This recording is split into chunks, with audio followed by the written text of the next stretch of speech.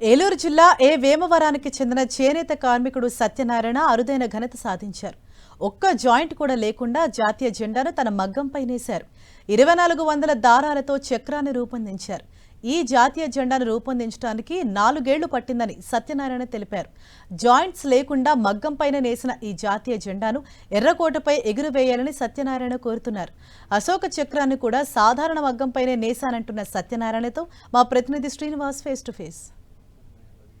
ఈ అరుదైన జాతీయ జెండా తయారైనటువంటి ప్రాంతమైనటువంటి పశ్చిమ గోదావరి జిల్లా ఆచంట నియోజకవర్గంలోని వేమవరం ప్రాంతంలో ఉన్నాం. ప్రస్తుతం మనం ఆ మగ్గం జాతీయ జెండా తయారు చేసిన మగ్గం పరిసర ప్రాంతాలను, అలాగే జాతీయ జెండాని తయారు చేసినటువంటి కుటుంబం అంటే సత్యనారాయణ, అలాగే అమరావతి దంపతులు, అలాగే కుటుంబ సభ్యులు అందరూ కూడా కలిసి ఈ జాతీయ జెండాని, అరుదైన జాతీయ జెండాని అయితే కూడా రూపొందించిన పరిస్థితి అయితే కూడా ఉంది. అంటే దీంట్లో విశిష్టత ఏంటంటే ఎక్కడా కూడా ఒక జాయింట్ కూడా ఉండదు. అంతా ఒకే చేనేత మీద మొత్తం మగ్గం వర్క్ చేయడం జరిగింది. అంటే అటు ఎరుపు కాషాయం రంగు కానీ, లేదంటే తెలుపు రంగు కానీ, అలాగే గ్రీన్ రంగు కానీ, అలాగే మధ్యలో ధర్మచక్రానికి సంబంధించినటువంటి కలర్స్ అన్నీ కూడా చేతితో చేసినటువంటి మగ్గం వర్క్ అనేటువంటి మగ్గం మొత్తం అంతా కూడా తయారు చేసిన పరిస్థితి. అంటే ఇలాగా జాతీయ జెండాలను తయారు చేసినటువంటి పరిస్థితి దేశంలో ఎక్కడా లేదని చెప్పుకోవాలి.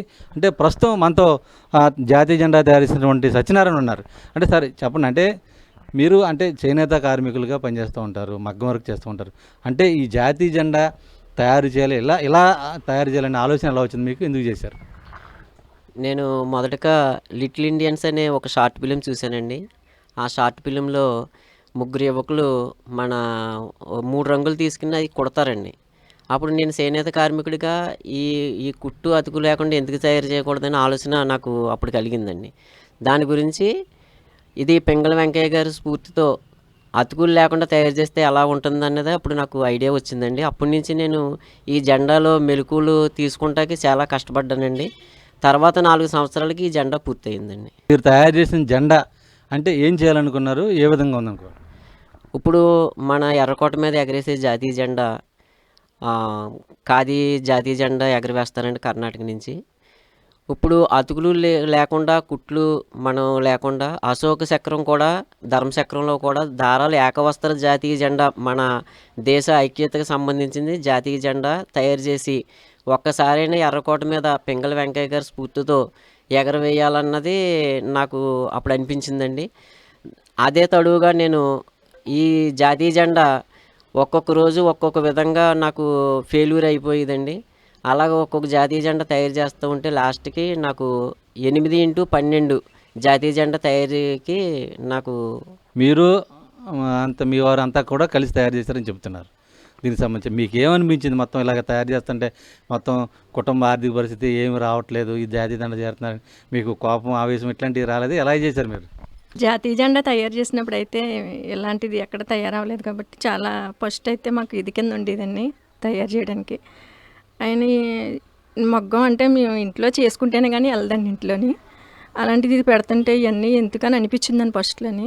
సర్లే ఇది తయారు చేసేద్దాము అని అన్నారని తయారు చేసామండి. ఇది ఫస్ట్ చిన్నది తయారు చేసామండి.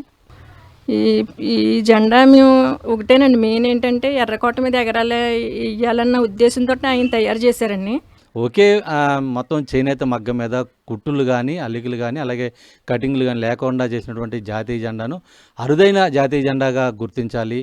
అదేవిధంగా ఒకసారైనా ఎర్రకోట మీద ఈ జాతీయ జెండాను ఎగరేస్తే కష్టానికి తాము పడిన 5-6 సంవత్సరాల నుంచి పడిన కష్టానికి ఫలితం ఉంటుందని చెప్పి కూడా ఆ చేనేత కార్మికులైతే కూడా కొంత ఆవేదనతో ప్రభుత్వానికి అయితే కూడా రిక్వెస్ట్ చేస్తున్నారు. అయితే ఇటీవల ఈ అరుదైన జాతీయ జెండాకు సంబంధించి కూడా డిప్యూటీ సీఎం పవన్ కళ్యాణ్, అలాగే మంత్రి నారా లోకేష్ దృష్టిలో కూడా ఈ జాతీయ జెండా వెళ్ళినట్లు తెలుస్తుంది. త్వరలోనే వారితో సమావేశమై దీనికి సంబంధించిన ప్రత్యేకతను కూడా వాళ్ళకి వివరించేందుకు సిద్ధంగా ఉన్నారని చెప్పి కూడా చేనేత కార్మికులైతే కూడా చెప్తున్న పరిస్థితి. ఇప్పుడు ప్రసాద్తో శ్రీనివాస్, 10 టీవీ, ఆచంట నియోజకవర్గం నుంచి.